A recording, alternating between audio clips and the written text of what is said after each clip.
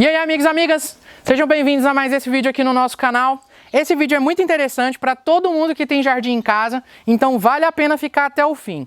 Hoje nós vamos falar um pouquinho sobre o plantio de orquídeas cattleyas, né? Porque é um pouquinho diferente de outras que a gente vai mostrar depois, mas nesse vídeo a gente vai falar do plantio das cattleyas num tronco que esse daqui hoje é meu personagem que está simulando uma árvore, né? Então a gente tem esse tronco e eu decidi usar ele para poder amarrar uma orquídea a ele, mostrando como que você colocaria a orquídea numa árvore na sua casa. Bora lá pro vídeo. Fiquei sabendo que tem muita gente que está assistindo esse vídeo que ainda não está inscrito no canal. Se você é um desses, esse é o momento perfeito para você se inscrever no canal. Se inscreva, aperte o gostei e o joinha, porque isso ajuda a mostrar o vídeo para mais pessoas, então esse conteúdo vai chegar para muito mais pessoas e mais pessoas vão poder aprender também. Compartilhe esse vídeo, com certeza você participa de algum grupo de WhatsApp que você tem vários amigos que têm também a paixão por orquídeas. Compartilhando o nosso vídeo lá, mais pessoas também vão poder ver a gente. Hoje então nós vamos começar a falar do plantio dessa cattleya aqui nesse tronco que vai simular a nossa árvore. Eu trouxe aqui um exemplo de uma planta que você compra, né? É uma planta florida, bonita, bem enraizada, cultivo perfeito.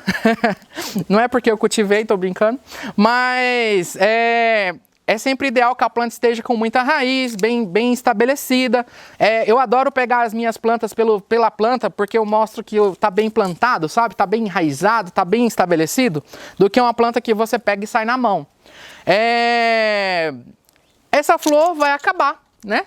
Como toda floração, ela vai passar. E eu sei que tem muitas pessoas que querem plantar isso nas árvores, que faz um jardim todo florido, que faz com que seus troncos de árvores fiquem todos muito bonitos. É importante, primeira coisa que a gente tem que estabelecer é se essa árvore vai ser boa para a sua orquídea. Você precisa saber que todas as árvores que descascam não são boas para a sua orquídea. Então nós vamos pensar em eucalipto vivo, nós vamos pensar em goiabeira, jabuticabeira, deixa eu pensar em outra árvore que descasca. Bom, não me veio à mente, mas árvores que descascam, que soltam a casca, pau-ferro, por exemplo, ele solta bastante a casca dele. O que acontece? Se você amarrar num lugar que solta, quando a planta começa a enraizar, ela cai, ou seja, solta, a casca solta, ou seja, a planta tem muita dificuldade de conseguir se fixar na árvore. Quando você planta uma orquídea na árvore, a ideia principal, e que eu encaro dessa maneira, e é o que eu estou passando para vocês hoje, é que ela se fixe no tronco, né? Então assim, normalmente nós usamos somente a planta, algum material para manter a umidade e fixação forte. É o que a gente usa. Vou falar de outros materiais que a gente pode colocar também para poder fazer isso ficar mais bonito. Mas o importante é pensar que a planta vai se desenvolver ali e até parecer natural ali naquele tronco. Pode-se usar palmeiras, pode-se usar vários troncos de várias plantas, né? Então assim, talvez seria bom você perguntar para alguém se você nunca usou um tronco de uma acerola, por exemplo.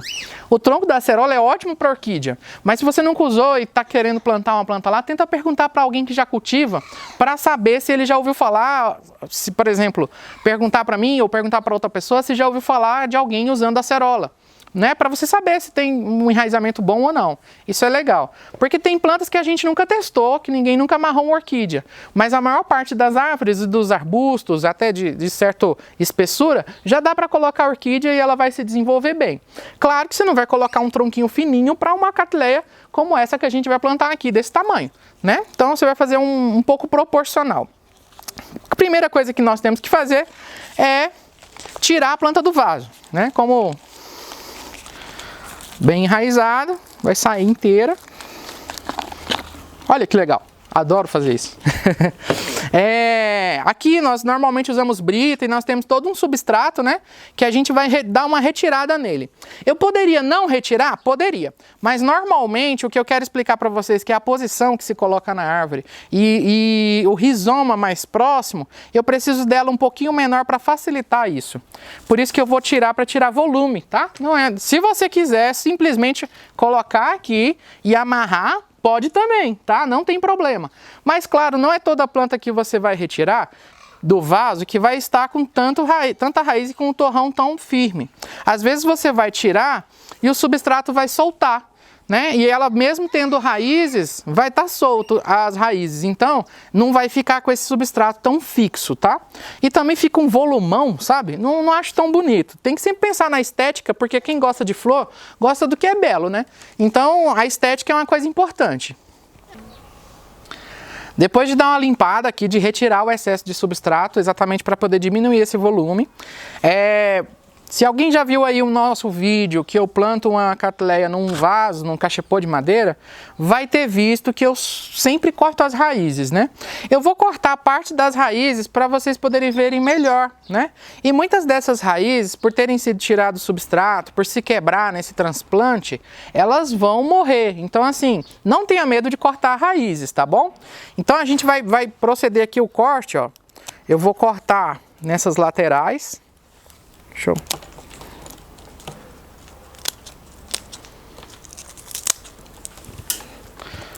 Estou aqui cortando.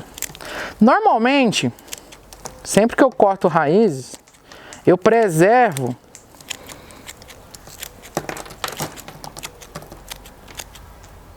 agora vocês vão ver melhor. Eu tirei a parte de raízes que estavam da metade para trás da planta, porque normalmente essas raízes estão mortas. Eu mantive as raízes mais brancas, que normalmente elas são muito mais jovens e estão nos bulbos mais novos, que acabaram de crescer. Então, eu mantive essas raízes, né, principais, e cortei numa altura que eu sei que dá espaço para ela soltar várias raízes novas. A gente tem que entender que, como a gente está trabalhando aqui com uma catleia, né? As catleias, nós temos ela com um ciclo de brotação, forma bulbo, enraiza, brota, forma bulbo, enraiza. Isso a gente chama de ciclo simpodial e não monopodial, como são as vandas, tá bom? Que aí vai ser outra história, nós vamos fazer um outro vídeo para ensinar para vocês como proceder com essas outras plantas. Como a gente tem uma planta que a gente pode dizer que ela anda, né? Então você consegue ver aqui, ó, isso daqui é um rizoma. Né? O rizoma é onde saem as raízes. E eu vou fazer, normalmente o que eu gosto de fazer quando eu vou plantar uma orquídea na árvore, é fazer com que esse rizoma fique próximo ou paralelo o máximo possível ao meu tronco, ou aonde eu estou inserindo a minha planta.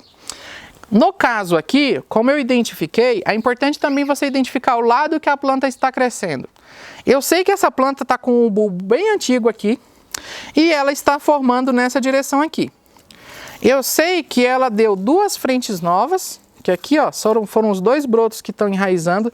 Você sabe normalmente quando é a frente nova que o bulbo está mais liso, mais jovem, e a bráctea, que é essa película que protege o bulbo, ela está bem colada no bulbo. Enquanto que quando ele está mais velho, vou mostrar para vocês aqui, ó, ela se desfaz, tá vendo que ela se descasca, ó?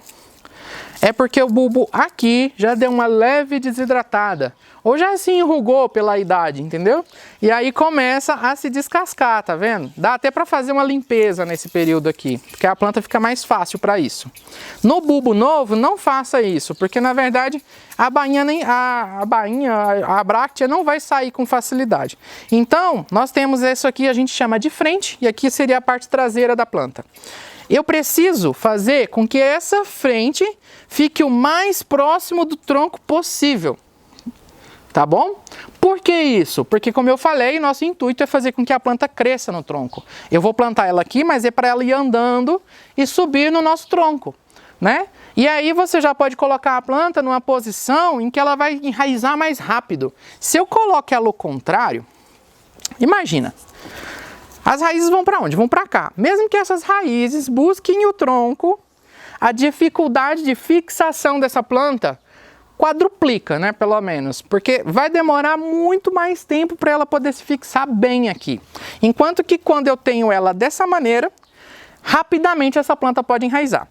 Toda vez que eu vou plantar uma planta em árvore, nós estamos em Brasília, considerando esse fato, aqui é seco. A época da seca, as plantas desidratam muito fácil, então assim, nós sempre usamos esfagno, até mesmo plantando na época da chuva. Se você não quiser usar esfagno, então você só vai plantar na época da chuva. Mas mesmo assim, é legal você ir apoiando com um pouco de esfagno. Então eu vou usar esfagno embaixo e vou usar esfagno em cima. Eu tenho a impressão que vai me faltar uma mão aqui, mas a gente vai conseguir. Ó, tá vendo? Mas o que acontece? Eu posso pôr um pouco de esfagno e pôr mais depois. Aqui, ó. Eu molhei o esfagno antes porque ele me ajuda a fazer uma bucha, sabe? Literalmente uma bucha. E aí eu vou escolher onde eu vou pôr, no caso eu vou pôr assim mais de lado para vocês poderem ver, tá? E como eu falei, isso aqui é um exemplo. Tem uma diferença muito grande de um tronco vivo para um tronco morto. Esse daqui é um tronco que foi encomendado, é um tronco bonito, ornamental e que eu pretendo enchê-lo de orquídea. Mas ele é um tronco morto. O que vai acontecer? Ele tem processo de decomposição, então é melhor escolher um que dure mais tempo. Segundo, ele não tem vida dentro dele, então ele não tem a mesma temperatura do que uma árvore tem. Ele não transpira como uma árvore transpira, então você sempre tem que pensar que se você usar troncos mortos, né, toquinhos e coisas assim, é muito mais água, tá joia? No caso aqui, eu seguro com essa mão, mas eu mostrar para vocês que o esfagno não estava parando. Então eu decidi colocar um araminho aqui só para poder ficar mais fácil esse esfagno. Esse esfagno que vai dar umidade para essa planta, ele pode ser adicionado depois, tá bom? Então você só amarra a planta e posteriormente você coloca perto das raízes e faz com que ele fique bem mais arrumadinho, tá joia? A princípio, nós vamos usar a mão para segurar. Eu já cortei um araminho aqui, que é aquele araminho que a gente usou para poder amarrar orquídeas em outros momentos. Eu normalmente vou passar, habitualmente eu sempre passo no rizoma, né? Por quê? Porque no rizoma eu consigo tensionar com força e essa planta não vai quebrar no meio, né? Então, eu ponho força mesmo, viu, gente? E esse arame, ele é mais fácil. Ó, ainda tá querendo soltar. Eu coloco esse arame com mais facilidade, por isso que ele é tão bom, porque ele já me permite parar praticamente a planta aqui. E o próximo que eu vou usar, ele vai terminar de firmar a minha planta no tronco. Né? Aí esse eu vou usar mais adiante, porque como eu usei esse mais embaixo, para prender ela, porque olha que interessante, ó, ela ainda está balançando. A planta não pode balançar. Se ela balança, ela não enraiza. E é por isso que eu vou colocar mais um. Esse eu vou colocar no rizoma da frente, no bulbo, um bulbo para frente, para ele prender a planta mais em cima. E ainda posso colocar ela